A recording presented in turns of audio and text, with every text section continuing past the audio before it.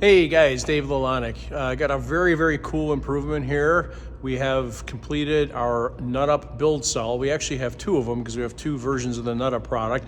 I'm just going to show you the one today. It's for the General Automotive. Now it's not perfect, but it's up and running, and we got a couple quirks to work out, things like that. And of course, we'll continually improve on it like we do everything else. We'll make everything better. And actually, part of this video is I'm going to film myself building some product so that I can do an Ono circle on myself and look at that and look at some ways to improve to make things better. And we already have some ideas on doing just that, and I'll put that in the video as well. So stay tuned, it's coming up right now.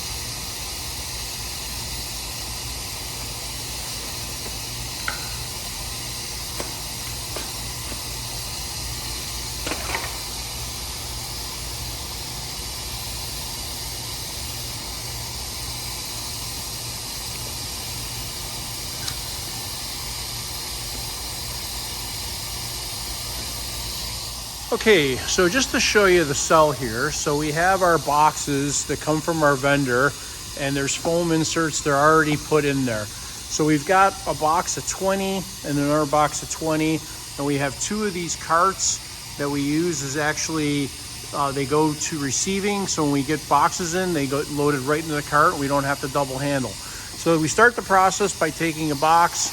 I'm doing this with one hand, but we put it in the nest right here, 3D printed nest, and then we open up the box, the flap. Now what's cool is we fold this over and snap it past these O-rings to hold it horizontal. Then the piece of foam comes out, and then these 2 inserts. Now, one of the changes we're gonna make is we're gonna have the vendor put the inserts on top, so we can just lift this out and take them both out at once. I'm gonna put this little divider in. This helps close the box to keep the foam pushed forward. So we put that in first. Okay, so we just take a couple of nuts, put them in these sockets right here, grab our molded part from the flow rack, press the anti-tie down buttons, and we dispense a couple of magnets, strip those right out.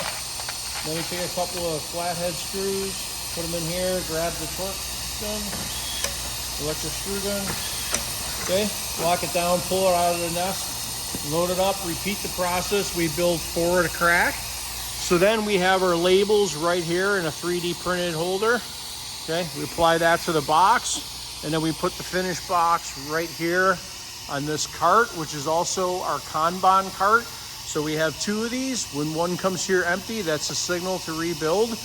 We've got a trash can right here for the backing of the labels. We can drop the trash right there. We've got a trash area here for the boxes that come from the molded parts. They go right underneath. What we did on the rack for the main boxes is we allowed to fold the flaps over. See that right here? So that we don't have to cut anything. We fold the flaps, and we've actually put the Gemba pipe out to be able to push this right in. So we work left to right here to build this product up. Really, really excellent cell. Most of it's 3D printed. The sockets are machined, and everything else is 3D printed, which is wicked. So here's a really cool part about the tooling. So when we strip one magnet from the stack and pull it out the front and drop it in the product, we also have the spacer that you see is between the magnets. So when the magnet gets stripped out and escaped, the spacer actually gets pulled right back in, okay? And it goes into this area here, which is a cavity. From underneath there's a hole, and we just use an air blast to drop them right in that bin back there. So that way we don't have to double handle those. It's very cool. We've got our magnet supply right here. Behind us is more injection molded parts, 2 pallets full, and we just work right in this cell to build this up. This is slick as can be. Still have a few things to tweak, but generally it's working very well. Thanks for watching. Have a great day.